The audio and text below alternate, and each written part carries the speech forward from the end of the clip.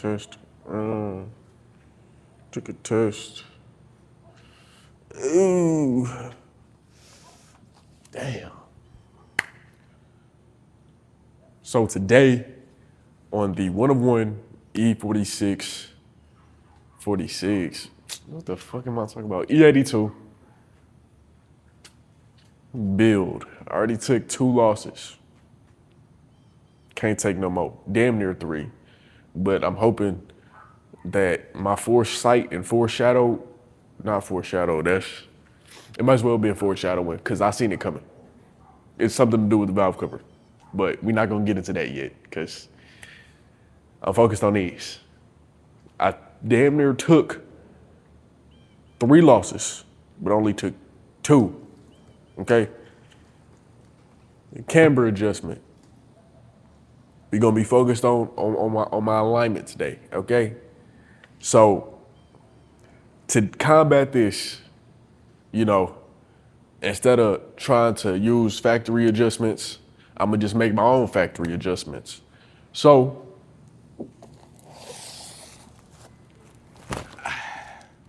I got these from Maxpeedingrods.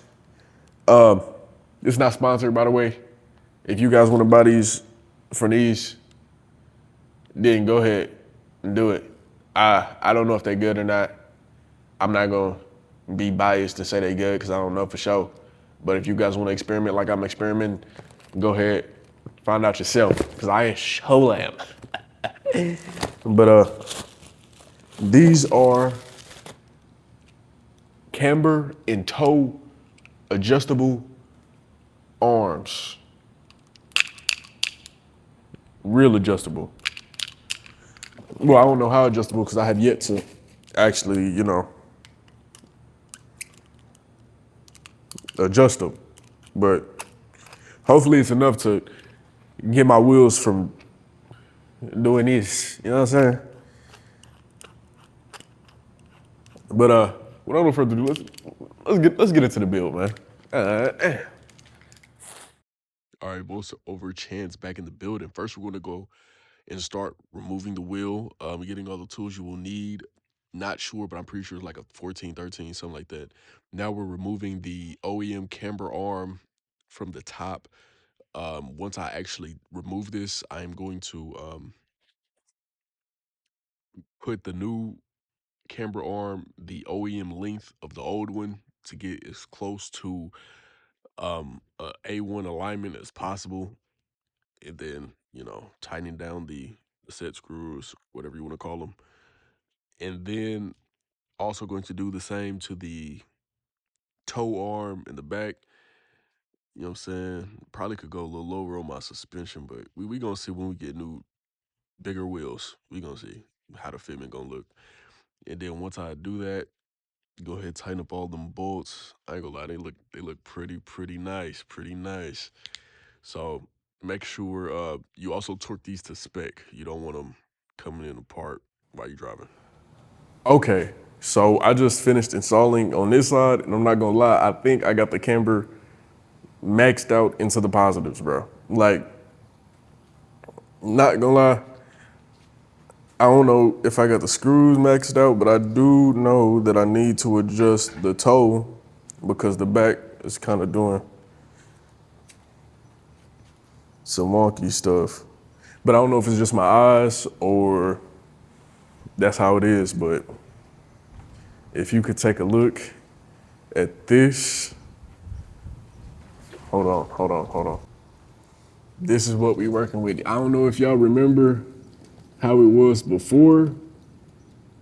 Okay, I might need to dial back the camber. But I think that's like, I obviously know I need bigger wheels or possibly even spacers to get the look that I'm actually going for. And for, you know, future reference,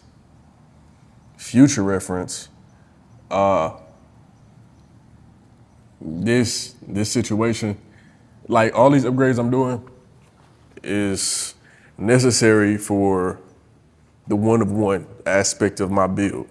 So here's the before.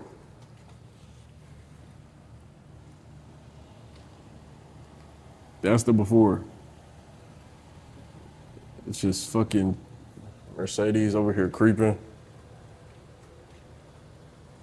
The fuck you got going on, boy? So look.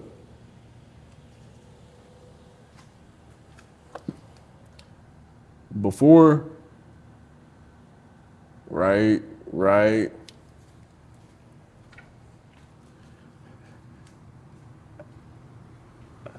After,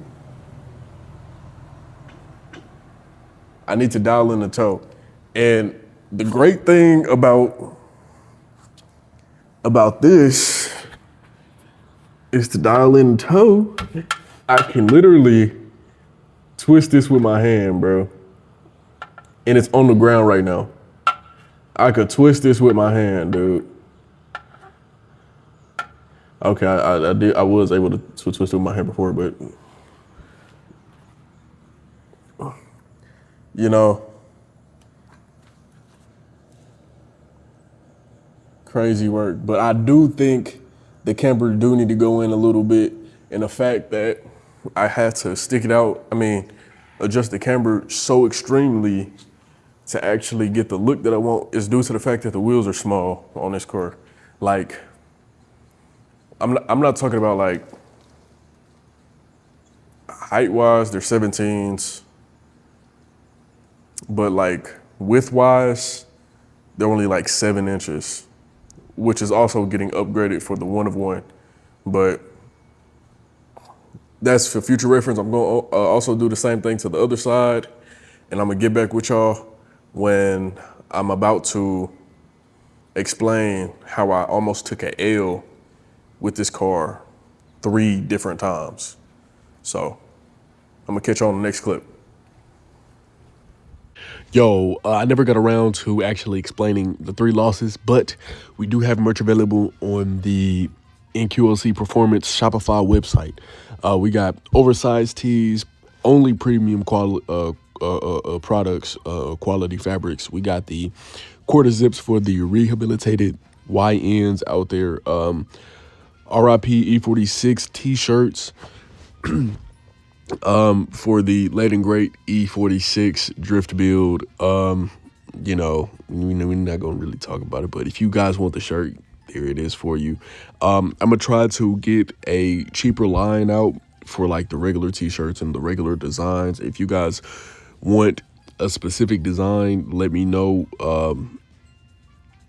what you guys want. This is the oversized tee with the velocity stripes on the back. Comes in different colorways, whatever you guys are into, different sizes. Tried to get bigger sizes, but they didn't have them. So, but they are oversized tees. So if you just are a bigger person and just want a regular t-shirt, you know, you can get them. This is the NQLC tee. The designs are at the very back of the photos, but this is what they look like. This is just a regular t-shirt, NQLC tee. Also very premium fabric. That's why the prices are like that. Also, like I said before, I'm going to work on getting cheaper t-shirts out. But this is everything that I got. 4 choices, 4 designs. Here go the quarter zips for the rehabilitated YNs. Yeah, they only got like what, four colorways. Also have the embroidered NQLC on the wrist. You know what I'm saying? That's my little personal touch. There it is right there. Bow. You know what I'm saying? But if you guys haven't already, go ahead and make sure you like, comment, and subscribe if you enjoyed the video. Everything went well with the adjustment of the camber and toe. Just was a little quick video, a little some short, some slight, you know what I'm saying?